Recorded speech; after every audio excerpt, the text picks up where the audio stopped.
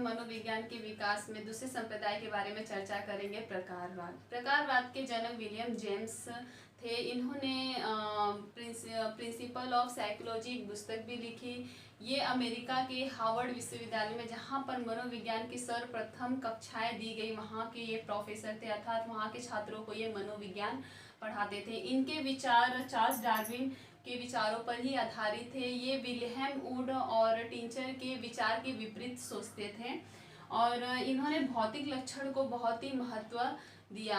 इनके अध्ययन का मुख्य केंद्र था रोजमर्रा की जिंदगी में चेतना। चेतना शब्द को दोस्तों आप छोटे शब्द में ना आकिए, ये सीमित शब्द नहीं है, ये बहुत ही व्यापक शब्द है जिसके अंदर हमारी वो सारे अनुभूतियाँ, वो सारे कार्य आते हैं जो हमारे शरीर इस पर्यावरण में अनुकूलन होने के लिए करते हैं, जैसे समझना, सीखना, भावना, हमारी जो भावनाएं होती है, अनुकूलन रहना, देखना, सुनना, ये सारी शब्द एक चेतना शब्द के अंदर ही आते हैं। चेतना शब्द के चेतना के 3 स्तर माने जाते हैं: चेतन, अचेतन, अचेतन।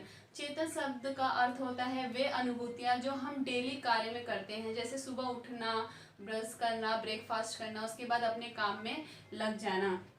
अचेतन का अर्थ होता है वे अनुभूतियां जो हम हमेशा डेली नहीं याद करते, पर किंतु समय आने पर उसे याद किया जाता है।